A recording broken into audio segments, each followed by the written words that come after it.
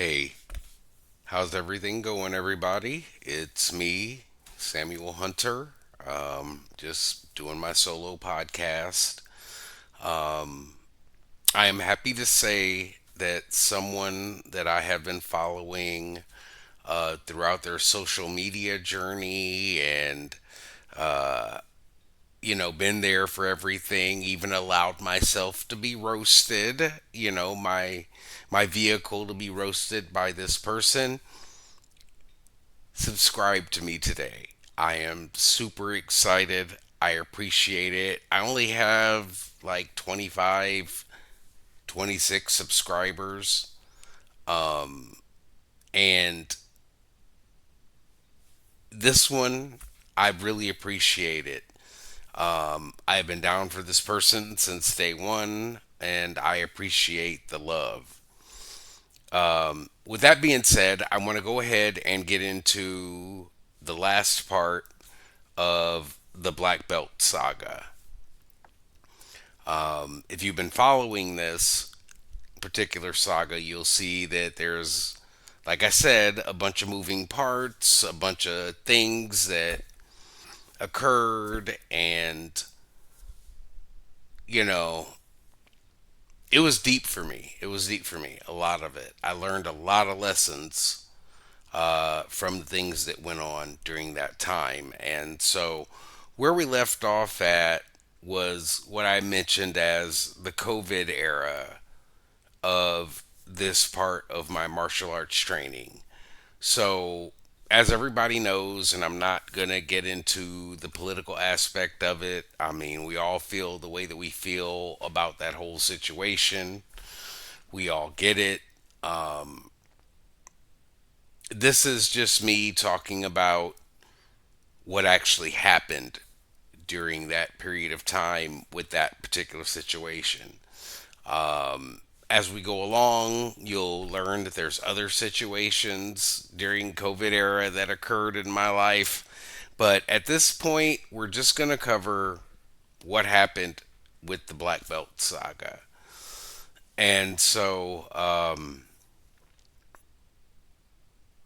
before we get into that, I will say I'm in a very reflective mood. I tend to really get into the music that I listen to, and I like the old classics, and I like things, that bring back that sense of nostalgia. And so, just heard some songs that just had me in a particular sort of way today. Nothing bad, just, it was like, oh, I remember when that happened. So, anyhow, um, so after everything had occurred with the meeting that I had had with this instructor that I was now with, about my intentions, about what I wanted to do in martial arts, and the threats that I got, and I said before that hindsight is 2020. In that initial moment, I think more because I wasn't expecting that type of reaction. But if I knew then what I knew now, it just seemed to me that I was more of a threat than I thought I was. My mindset was on training, developing. Martial arts is an evolving thing. There's so many parts to it that, like, it changes. Ideas develop. You build upon something or take away from something. That's why you have so many schools. That's why you have so many ideologies, and so many people that are like, well, this is the way that I think martial arts should be, and this is the way I think martial arts should be. So you have a bunch of that, and that's what really helps it all advance and develop, you know.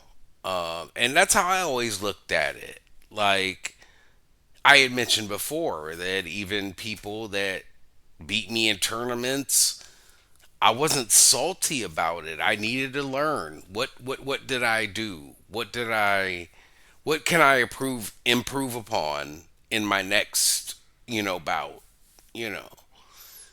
And I was always trying to be a sponge for knowledge.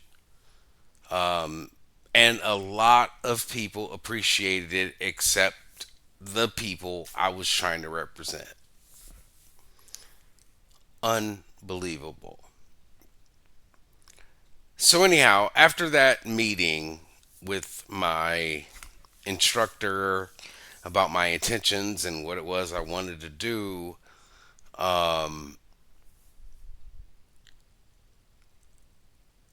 I really feel like nothing was resolved during that meeting, if that makes sense. I feel like nothing was resolved. It was agree to disagree, and whatever I felt I needed to do, I was going to do, but this is where I was coming from. And so I am of a person that has spent a lot of my life kowtowing to others, if that makes sense. Just keep the peace, just to make sure everything's good. You know, I'm willing to hold my tongue because it's been my experience that when I do speak it, people can't handle it, you know. And it's not about being afraid to say anything, it's just sometimes the drama is just not worth it. You got to pick and choose your battles, but how it's going to go, the end result. You see what I'm saying? And so that's where I was coming from. So when we left that whole situation, uh, I started thinking that maybe this isn't the proper place to try to start anything as far as my own school and, developing my own students, because it looked like the history of the way that went down in Omaha was like there's always going to be people that you're going to come across that are going to completely hate on you. And I mean, I went through all sorts of crap with these people. I mean, it was weird. Like, you know, there were instructors that would roll up on me on the street and yell at me, like F you, you're a piece of S, and all because I decided to go to another school. Like, it was crazy. And they were rolling up on me with their logos, you know, on their vans, and it's like, do you know other people can see you? Um, that's when you know you're a threat. You may not think that. You may not necessarily feel like you have shown up on anyone's radar, but you have. I'm not trying to promote or big myself up to a level because we're having this conversation. Remember, people, I told you when I started this podcast, this was going to be me originally, raw and solo. Okay? We're going to get into all types of things where I've been wrong. I have fucked up. Okay? So this is not an issue for me. But the things that people were doing were showing me that I was affecting things for some reason. People were feeling intimidated. And all I wanted to do was train and be a good student and a representative of the school. And so I left that meeting, and I remember getting in the car, and I remember thinking, this is not what I thought it would be.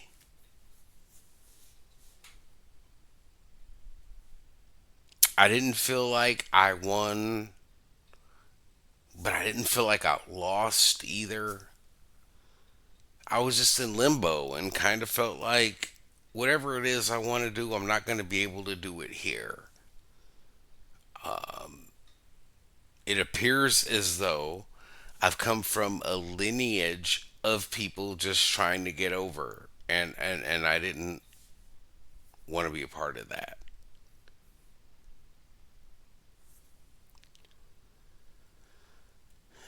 And so all these things started popping into my head. It was like, this is my passion.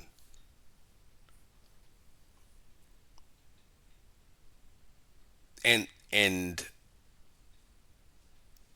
I have fought for things that I never thought would happen for me that did, you know.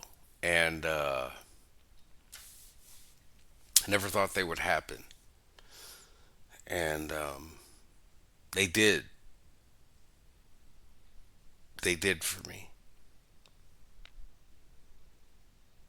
And all I wanted was go back to that acceptance. I don't know why I vied for that so much. And that was the thing that let me know all I needed to do was love who I was and who I am. I have to live with me every day. And it didn't matter that other people didn't appreciate it or misunderstood it or didn't even really try to have a conversation with me, you know. So I decided at that point that I was just going to focus on, again, the training. Um, but I remember thinking that the first tournament I ever participated in, I ended up getting first place in. And at that point, I was like a senior white belt, something like that. And I said I wanted to end it with the first place. So 2019 comes by and there's a tournament, and this tournament is actually very close to my house, you know. And so I go to the tournament, I do forms, I get first place. And I took pictures with the promoter because this is a very respectable guy in the Midwest. Decent guy. You know, like I said in the other videos, sometimes you got to watch out for the people that you get involved with in these things. Well, this was not one of those people you had to worry about. Like, very good individual. And so I ended up getting first place. And at that point in my mind, I was retired. I started with first place, or I started with first place. I ended with first place. And I was good. You know, I still went to classes because, again, like I said, there's bigger pictures in play than just initially what happens. Okay, so Apollo just walked in. Come here. Oh, Can you make a there? He's not good with cameras, no matter what I try to do. But he's not good with cameras. Anyhow, it seems like he knows. Well, there he goes. Now he doesn't know. Now, how much you want to bet his tail is going to knock off the guitar? I know. I know. I know. Yeah, there he goes. All right, he's made an appearance. Yes, there he is. Yo, Bubba. Okay. All right. So, um, I forgot where I go from, because this is just such an amazing dog. So I go through all this stuff, and I get this medal for first place, for this tournament, and then I'm still training, and a year goes by, and then COVID hits. So now we're supposed to do classes on Zoom. And my relationship with the school was super rocky at this point. It was already like an uneasy feeling. There were a whole bunch of goings on, and people learning hard truths, and then me learning that people had their feelings about stuff at that school too, but didn't want to speak up on it.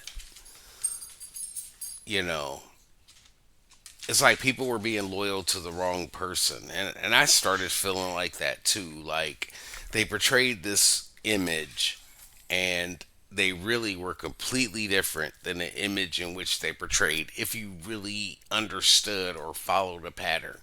Like, it was one of them things where you're choosing to see stuff a certain way when you clearly see the left side, you know. And I didn't say anything, and a lot of times, like I said, people have to play devil's advocate with themselves. They have to sit and have to go, well, am I the problem? Am I, maybe looking at this a different way? And even, and this was, like I said, back in 2019, 2020. Thoughts evolve, history evolves. You look at stuff now, and then you compare it to, you know 6, 7, and especially even 10 years ago, and you're like, wait a minute, I I see it differently. And so that was my thing. And so, again, like I said, I went back to just focusing on what I needed to learn. And I'll tell you what I learned is that people, this is going to sound so cliche and basic, but people will use you. Okay? Plain and simple.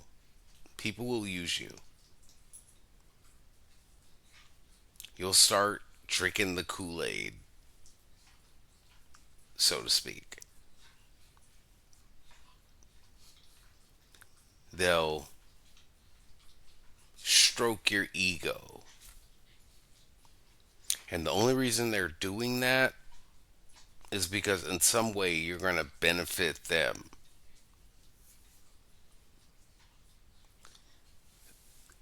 The biggest problem that people have when you get to that mindset is that you realize the bullshit when you see it. And they'll do anything to keep you down.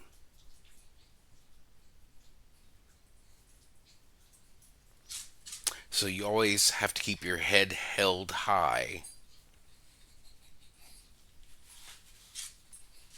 And you also have to understand that when you realize you're dealing with this, take your ego out of it and move on, move forward.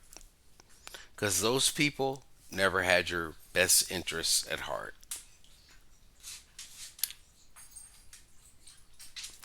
And so we're doing all this stuff on Zoom. I'm in my basement. I'm filming. I'm watching classes. Not filming, but it's on Zoom, and I'm there. And so at one point, this instructor posts,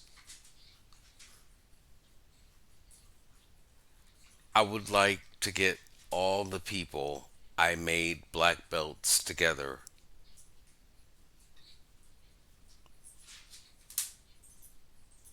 and train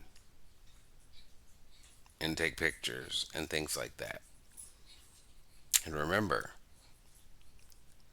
this is the person that certified me. This is the person I left another school for. This is the person I donated equipment to. This is the person that when they needed a break, I helped with classes so they could get out of there for a while. And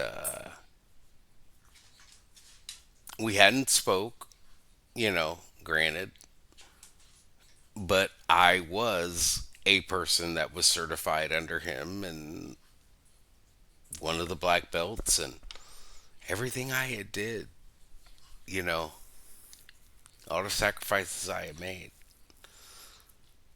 and the injuries, you know. And so I commented, I would love that too. Once again, it's me taking the high road when the other person takes the lowest road possible. And it was a like on the comment. And so, I'm busy working, things go by, a couple weeks go by. I jump on Facebook, I scroll. Yeah, there's all the black belts he made except for me.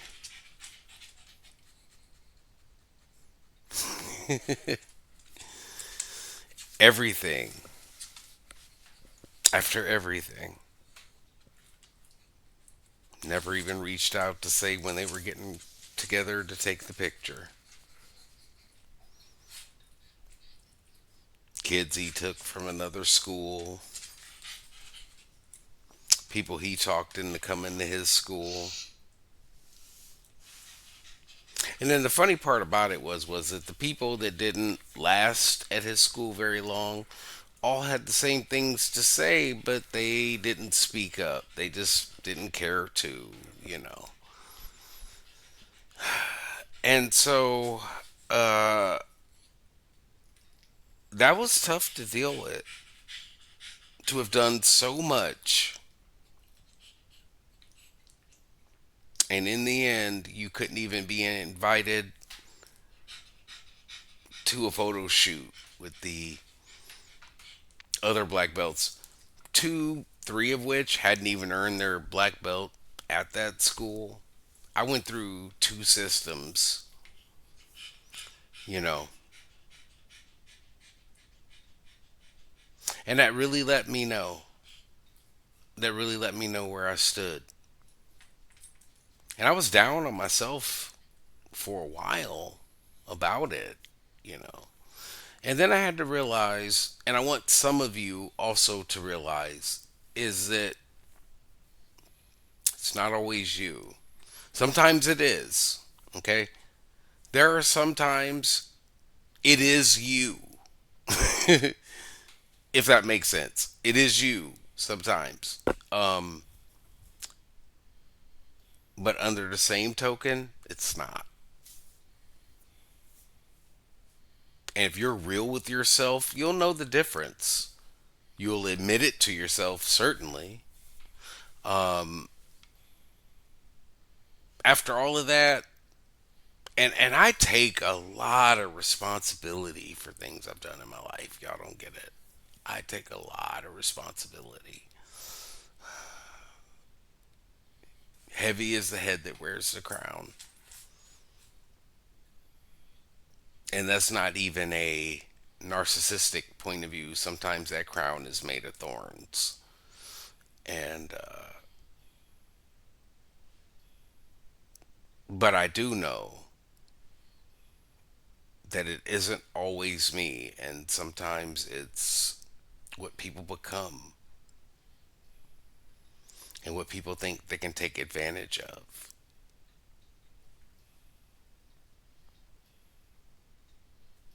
I've been on both ends of that.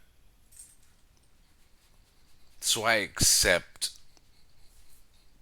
whatever happens, you know. But that picture,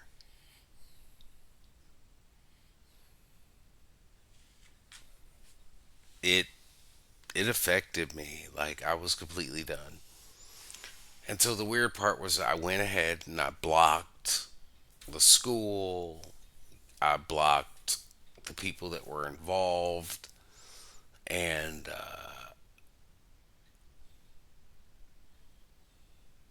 I forgot to block the instructor of that school.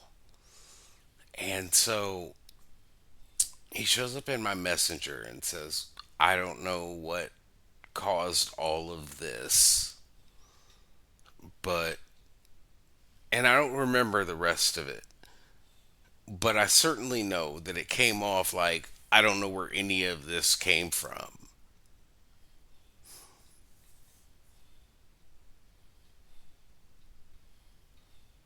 I went through all of that, and you don't know where any of that came from. That's what I want you to peep as far as what people do, people. There are people that'll do things and they have no idea how they've made you feel or how they have affected you. And then there becomes this weird dynamic where you have to wonder if it's you or if it's somebody else. And then what ends up happening is we go, it must be me because we are our own biggest critics. I always say, your biggest hater is looking at you right in the mirror. And you become conflicted because you want to get along, you want to get that acceptance, you want to advance, and you think you found the right people. And sometimes, not in every case, but you got to have your third eye open because sometimes the people that have your back are the ones that are going to stab you in the back.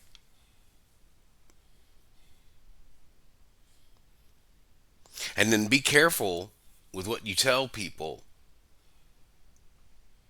because if anybody will gossip to you about someone else's business, guess what they're going to do when it comes to you? These people taught me that very well.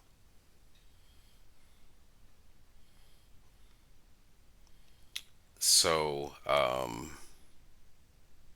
moved on,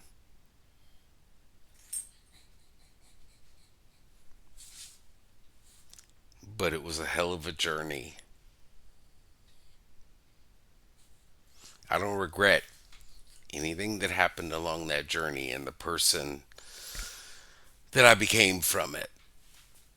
Um, so I do thank these people. And I also wish nothing but the best for them. And I wish growth and I wish peace and I wish happiness. You know, I really do. And I think that's about it. So, thank y'all for joining. Um, this has been a nice little ride, but this is going to conclude the Black Belt saga. The biggest thing I can say was the takeaway is that, or the biggest takeaway rather, from the whole situation and the whole era that occurred was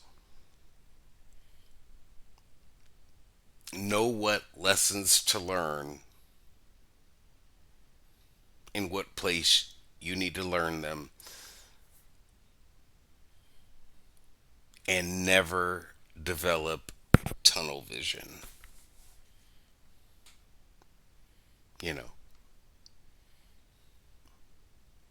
don't get distracted by the shiny lights and the bells and whistles. That would be the thing I would take away from that. So, with that being said, thank you. God bless. And have a good evening or day, depending on when you see this. Peace out.